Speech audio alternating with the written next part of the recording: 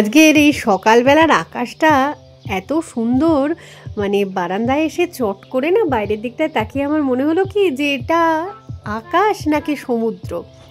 নীল রংটা এত মানে সুন্দর লাগছে, মনে হচ্ছে ওটাই সমুদ্রের জল, আর সাদা এই পেজা পেজা তুলোর মতন যে মেঘগুলো রয়েছে সেগুলো যেন সমুদ্রের ফেনা। তো যাই হোক, চলে তো এলাম নতুন আরও একটা ভিডিও নিয়ে। তো আশা করি তোমরা সকলে খুব ভালো আছো, আর আমরাও ভালোই আছি। মানে সময় মতন ঘুম থেকে উঠছি, খাওয়া দাওয়া করছি, আবার সময় মতো ঘুমিয়ে পড়ছি, এই আর কি। সব কিছুই হয়তো ঠিকঠাকই চলছে, তবে ওই মনটা একটুখানি অশান্তিতে রয়েছে অকারণেই। কারণ যে জিনিসটা যতটা চাইছি ধরো ততটা পাচ্ছি না। রবিবার দিন একটুখানি ঘোরাঘুরি করতে গেছিলাম, সেই ভিডিও অলরেডি তোমাদের সাথে শেয়ার করে দিয়েছি। তো যারা এখনো দেখোনি সময় করে একটুখানি দেখে নিও। আর কি বলবো, ঘরের যদি ভিডিও বলো তাহলে টুকটাক করে আজকের ভিডিওতে কিছু কিছু শেয়ার করি, কারণ কয়েকটা জিনিস নতুন মানে হয়েছে আর কি ঘরে। তো কি ধরনের জিনিস বলছি সবটাই। আচ্ছা, একটা জিনিস বলো তো, যে এবারে বর্ষাটা কি একটু আগে ভাগেই চলে এলো, নাকি শিলংয়েই এরকম অবস্থা হচ্ছে শুধু কে জানে। মানে রেগুলার বৃষ্টি, এত বৃষ্টি। তবে বৃষ্টি হওয়া তো ভালোই, কারণ যত বৃষ্টি হবে আশপাশটা তত বেশি করে সবুজ হয়ে থাকবে। এই যে দু একটা জিনিস নতুন হয়েছে ঘরের বললাম না, সেটার মধ্যে হচ্ছে অ্যাকোরিয়ামের এই মাছগুলো। অ্যাকোরিয়ামটা তো ছিলই, তুলে রেখে দিয়েছিলাম কারণ পুরনো সব মাছগুলো মরে গেছিল, সেই কারণে। তো আবার নতুন করে বাঙ্কু বেশ কয়েকখানা মাছ নিয়ে এসেছে, আর কি সুন্দর দেখতে সেগুলোকে। সারাদিন এরকমভাবে ঘুরে ঘুরে খেলে বেড়ায়, তো দারুণ ভালো লাগছে। অ্যাকচুয়ালি জানো তো, ঘরের মধ্যে এরকম একটা মানে অ্যাকোরিয়ামের এই যে ফিশের ভাইবস আর কি, এই জিনিসটা কিন্তু খুবই পজিটিভ একটা ব্যাপার। তো আমি বলবো যে অ্যাকোরিয়াম একটা কিন্তু সব বাড়িতেই থাকা উচিত, নিজেদের মনটা বেশ ভালো থাকে দেখবে, সেটাই তো পজিটিভ ভাইবস, তাই নয় কি? মানে অনেকেই ভাবে যে এগুলো বাড়িতে রাখা মানে হচ্ছে প্রচুর খাটনি। ওই মাসে একবার অ্যাকোরিয়ামটা একটুখানি পরিষ্কার করা ছাড়া সেরকম একটা খাটনি তো কিছু নেই। সকালের সেই সুন্দর ওয়েদারটা কিন্তু আস্তে আস্তে কেটে যাচ্ছে, বৃষ্টি কিছুক্ষণের মধ্যেই হয়তো নেমে যাবে। তো যাই হোক, এখন বাঙ্কুর বাবাও বেরিয়ে গেছে, বাঙ্কুও বেরিয়ে গেছে, তো আমি একা একা একটুখানি ঘরদোরের কাজ করতে করতেই না হয় তোমাদের সাথে বকবকটা সারি। আমার না নতুন কয়েকটা বন্ধু হয়েছে, মানে তারা হচ্ছে চড়াই পাখি। সে কটা যে তারা সংখ্যায় সেটা আমার গোনা হয়নি, কিন্তু প্রচুর পরিমাণে আর কি। প্রতিদিনই ওই রান্নাঘরের দিকে যে বারান্দাটা রয়েছে ওটাতে আসে, আর আমি সকালবেলায় ওদেরকে খেতে দিই। খাঁচায় পোষা বদ্রি পাখিগুলো যে দানাগুলো খায় ওগুলোও দিই, তার সাথে ভাতও ছড়িয়ে দিই। আর সেগুলো খাওয়ার জন্য মানে দল বেঁধে সবাই মিলে চলে আসে সকাল থেকে, আর কিচির মিচির মানে এত মিষ্টি লাগে শুনতে। দাঁড়াও, আজকের ভিডিওটা শেষেই না হয় ওদেরকে একবার দেখাবো তোমাদেরকে। আপাতত এই যে সোফার কুশন কভারগুলো ওগুলো একটু খুলে নিচ্ছি, কারণ সাদা রং তো অনেকটা নোংরা হয়ে গেছে, বহুদিন ধরে পরিয়ে রেখেছি। তো বৃষ্টির সময় কাচতে একটুখানি চিন্তাই হয় কতক্ষণের চেষ্টায় শুকোবে, তাহলে ওই পাতলা জিনিসগুলো শুকোতে বেশি টাইম নেবে না। আর এই যে সোনু এখানে এসে বসে আছে।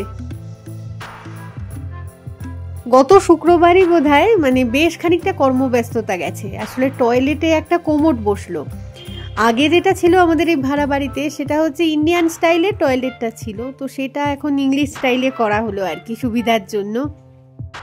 তো সেটা তো আর নিজেরা করা যায় না, সেই কারণেই মিস্ত্রি লাগাতে হয়েছিল। একদিনের মধ্যেই পুরো প্রসেসটা করেছে আর কি, তাকে সেইভাবে ইনস্ট্রাকশন দেওয়া হয়েছিল। কোমোডটা আর কি আমরা কিনে দিয়েছিলাম, আর বাদ বাকি যে ফিক্সিংয়ের ব্যাপারটা ছিল সেটা তো মিস্ত্রি এক্সপার্ট আছে, সেই করে দিয়েছে। হেড মিস্ত্রি একজন আর কি, তার সাথে দুটো লেবার কাজ করেছে। তো যেদিন আর কি কোমরটা বসাবে সেই দিনই সিমেন্ট বালি একটুখানি কিনে দেওয়া হলো, তার সাথে পাইপ লেগেছে বোধহয় সামান্য একটুখানি, এই আর কি। প্রথমে না মিস্ত্রি অনেক টাকার একটা বাজেট দিয়েছিল, তো আমরা বললাম যে দেখুন এটা হচ্ছে আমাদের ভাড়া বাড়ি, কদিন থাকবো কি না থাকবো তার জন্য এত খরচা করে তো কোনো লাভ নেই, মিনিমাম একটা খরচার মধ্যে যতটুকুনি করা যায় সেটাই করুন।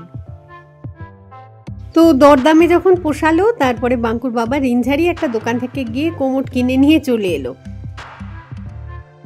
তোমরা ভাবতেই পারো যে ভিডিওতে এটা কি দেখাচ্ছে, তবে যাদের ভালো লাগবে না তারা স্কিপ অবশ্যই করতে পারো, কিন্তু মানে এটাও একটা এক্সপিরিয়েন্স করলাম বলে সেই জন্যই তোমাদের সাথে শেয়ার করছি। কারণ দেখবে অনেকের বাড়িতেই কিন্তু পুরনো বাড়ি হলে প্রথমে কিন্তু ইন্ডিয়ান স্টাইলেরই মানে টয়লেট থাকে, তারপরে যত সবার বয়স বাড়ে দেখবে মনে হয় যেন ইংলিশ স্টাইলের মানে কোমর বসানো থাকলে আর কি সুবিধাটা হয়, পায়ে ব্যথা, তারপরে কোমরে ব্যথা, সেই সব নানান প্রবলেমে আর কি। তো সেই কারণেই বলছি যে এটা একটা বেশ ইজি প্রসেসে আর কি ইন্ডিয়ান স্টাইলের টয়লেটকে তুমি ইংলিশ স্টাইলে কনভার্ট করে ফেলতে পারো। সত্যি কথা বলতে কি প্রথমে কিন্তু বাড়িওয়ালাকেই রিকোয়েস্ট করা হয়েছিল উনি যদি করিয়ে দেন আর কি কাজটা, তবে উনি বললেন যে না, এই জিনিস করাতে হলে আপনার নিজের খরচে পুরোটা করতে হবে। প্রথমে ভেবেছিলাম যে বাড়িটাই চেঞ্জ করে নেব, তারপর ভাবলাম যে না, এই বাড়িটার পজিশনটা এত ভালো, চেঞ্জ না করে বরং যতটুকুনি যা এখানে ঠিক করে নেওয়ার সেটা নিজেদের দায়িত্বে ঠিক করে নিই। তো শুক্রবার দিন একদম সকাল 9টার মধ্যেই কাজ করার জন্য লোকজন চলে এলো, আর এটাকে এখানে রাখা হয়েছে এই সেন্টার টেবিলটার উপরে। সোনু বাবুরা মানে শুধু অবাক হয়ে দেখছে যে কি হতে চলেছে এদের বাড়িতে। সোনু বুড়ি গুডগাল হয়ে বসে আছে, একদম গুডগাল হয়ে গেছে, একদম গুডগাল হয়ে গেছে। কি বসো বসো, এরকমই গুডগাল হয়ে বসো তো। ঠিক আছে ঠিক আছে, বসো।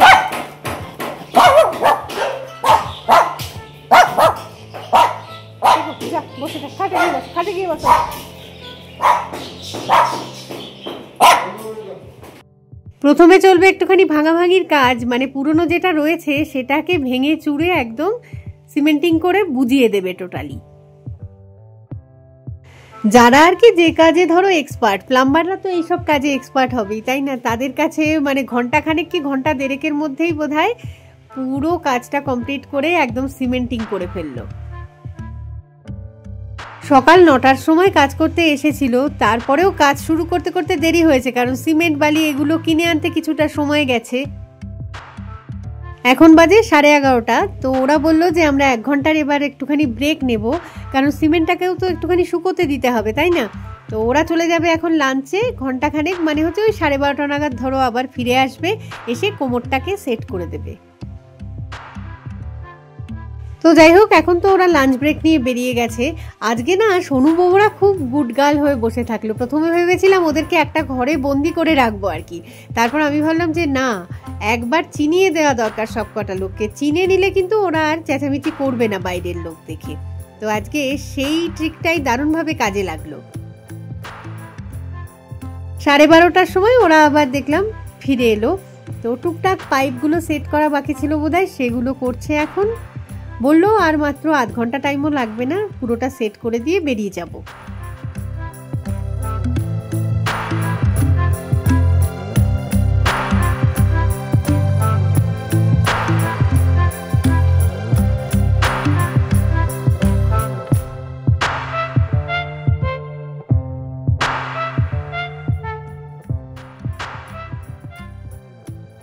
কত ইজিলি কাজটা হয়ে গেল, তাই না? মানে একটার মধ্যে পুরো কাজটা কমপ্লিট হয়ে গেল। ওরা যেটা বলে গেল যে 2-4 ঘন্টা ইউজ করবেন না, তারপরে সন্ধ্যাবেলা থেকে এটা ইউজ করতে পারবেন।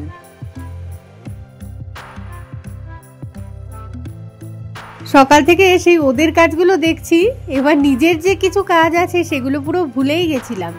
তো ওরা চলে যাওয়ার পরে বাড়ি যখন খালি হলো, ভাবলাম যে নিজের রান্নাবান্নার দিকে এবার একটুখানি মন দিই। তো কি করা যায় চটজলদির মধ্যে, প্রথমেই একটু পোস্ত বেটে নিলাম। অনেকটা পোস্তই বেটে নিলাম, কারণ হচ্ছে চটজলদি বেশ কয়েকখানা রান্না করে ফেলা যাবে।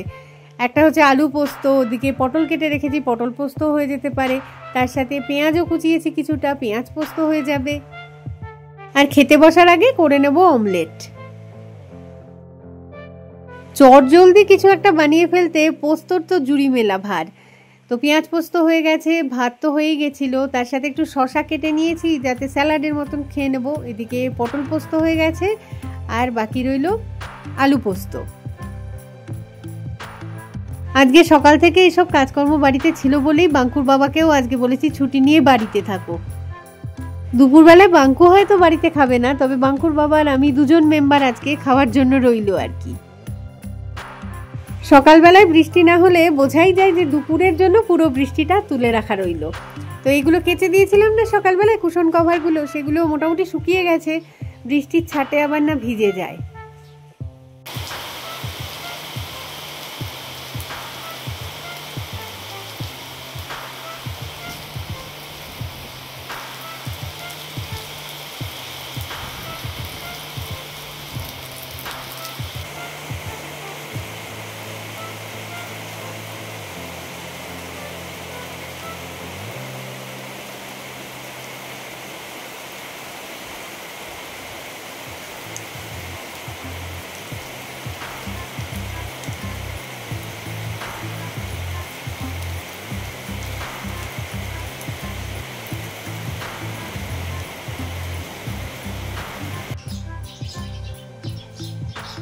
বাইরে এখন মুষলধারে বৃষ্টি পড়ছে। আর তখন বললাম না যে আমার কতগুলো নতুন বন্ধু হয়েছে, তাদেরকে দেখাবো ভিডিওর শেষে। এই যে একটু দেখিয়ে দিলাম তাদেরকে। সকাল থেকে শুরু করে কিচিরমিচির যা যা খাবার এই জায়গাটায় দেখতে পাই সেগুলো সব বিকেলের মধ্যে ফিনিশ করে দেয় আর কি। এই বার্ড ফিডারটা আমি কত আগে কিনেছি, এ বারান্দা ও বারান্দায় ঝুলিয়ে রাখতাম। কবে একটু মানে এই দৃশ্যটা আমার চোখের সামনে আসবে। ফাইনালি এই দৃশ্যটা কিন্তু এখন রোজই আসে, তো দারুণ খুশি আমি সেই জন্য। চলো তাহলে আজকে এই ভিডিওটাকে এখানেই শেষ করি। খুব তাড়াতাড়ি ফিরে আসবো আবার একটা নতুন ভিডিও নিয়ে। ততক্ষণের জন্য টাটা।